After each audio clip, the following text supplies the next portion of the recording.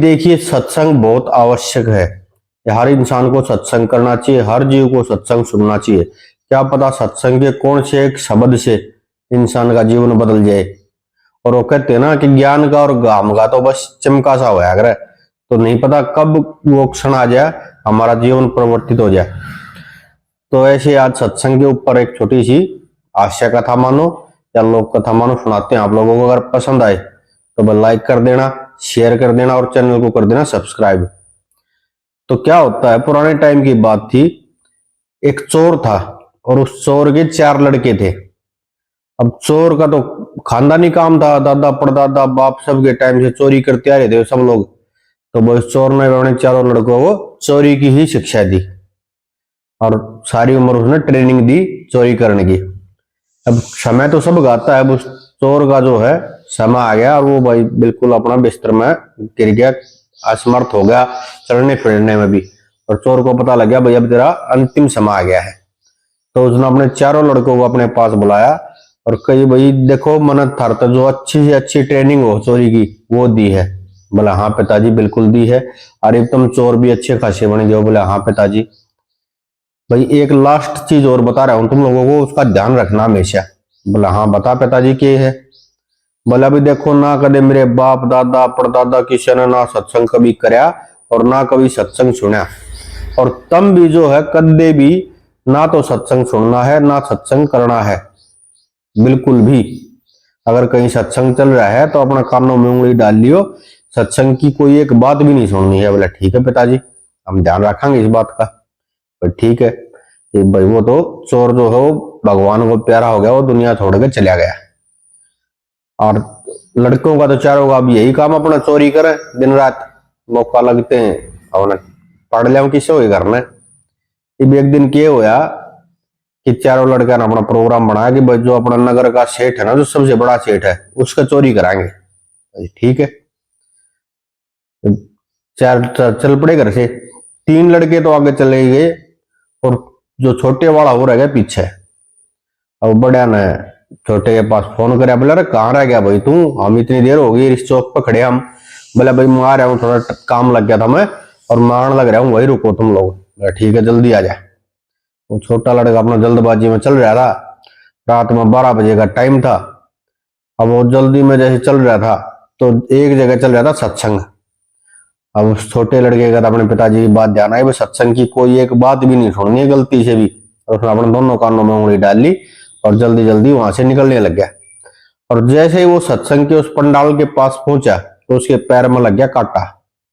अब जैसे ही कांटा लग गया तो कानों में से उंगली निकलनी थी, कानों में से उंगली निकल गई और वो अपना जो कांटा निकालने लग गया। और इधर से उस सत्संग के 2 ही शब्द सुनाई दिए उसको। जो महात्मा जी जो प्रवचन दे रहे थे, जो सत्संग सुना रहे थे, वो कह रहा था कि भाई ऐसा है कि जो देवी देवता होते हैं उनकी परछाई नहीं होती, और देवी देवता जब चलते हैं तो उनके पैरों के निशान नहीं बनते। अब उसने ये बात तो सुन ली और ये बात सुन के और अपना वापस कानों में उंगली डाल ली। एक भाई तो गलती बन गई और पिताजी ने तो ये कही सत्संग की एक बात भी नहीं सुननी है गलती से भी, और मेरे को तो भाई सुनाई देगी। अब फिर से जल्दी जल्दी चल पड़ा और अपने तीनों भाइयों के पास पहुंचा। उसके भाइया ने पूछे रहे इतनी देर कहाँ लगा दी भाई तूने, इतना टाइम से कहाँ था तू। वो कहने लगे बोला भाई क्या बताऊं, मेरा तो आते टाइम पैर में कांटा लग गया और वहां चल रहा था सत्संग। और जैसे मैं अपना कांटा निकालने लग गया तो मेरे को सत्संग की 2 बात सुनाई दी। पिताजी ने मना कराया था सत्संग की कोई एक बात भी नहीं सुननी है। कानों में से उंगली निकलेगी और मेरे को सुनाई देगी। बोले भाई ऐसा क्या सुना तू, पहले बात बता, उसके बाद हम सोचेंगे। बोला भाई वो जो प्रवचन दे रहा था महात्मा, वो कह रहा था कि देवी देवताओं की परछाई नहीं होती और जब देवी देवता चलते हैं तो उनके पैरों के निशाने भी नहीं बनते।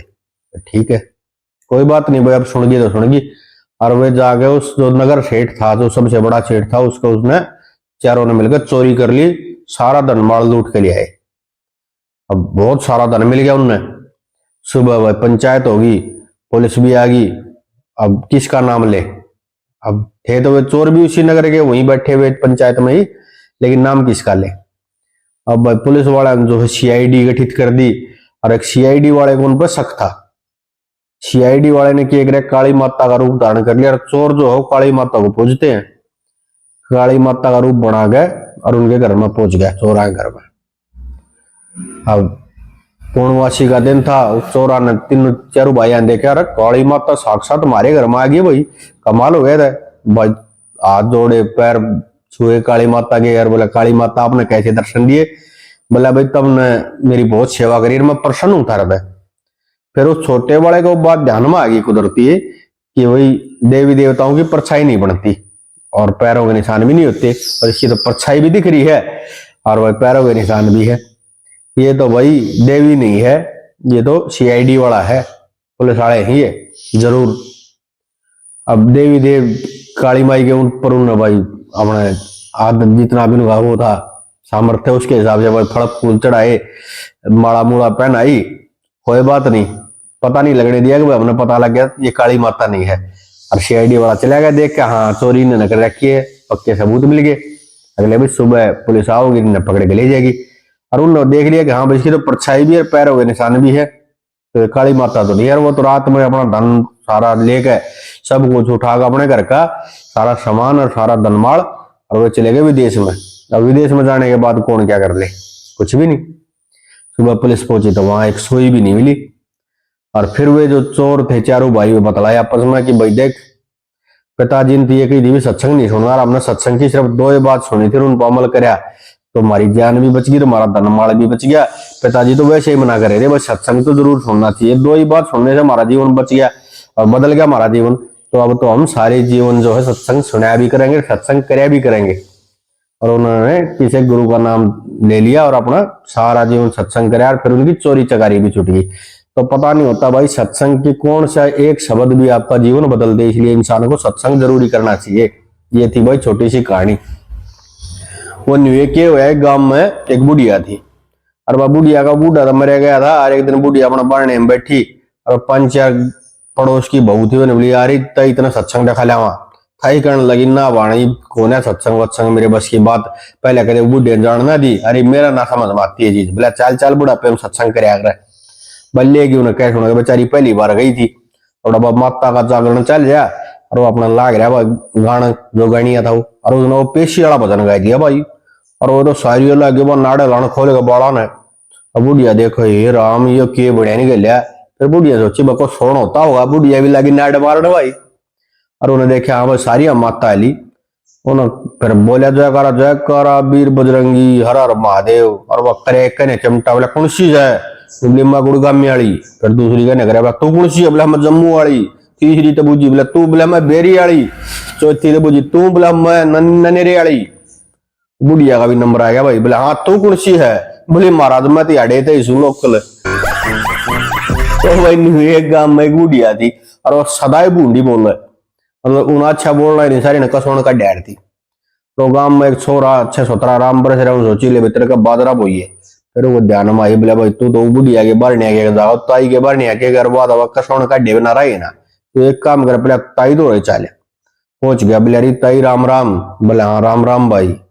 देखे ईसा मेरी ताई, हाँ बोले किसा भाई, बोले ताई ईसा है मेरी ताई काल में बादरा पहुंच जागा और तू देखे शुभ शुभ बोलिए, और जब मेरा 17 बादरा हुए तेरे 5 पीपे न्यारे काटूंगा बाजरे के। बोले हाँ भाई क्या करेगा, बोले तेरे 5 पीपे न्यारे काटूंगा ताई के बाजरे के। थोड़ी देर सोच साच के बोली भाई तू एक काम कर, मेरे तो पहले ही दे जा 5 के बेहतर बाजरा हो ना हो।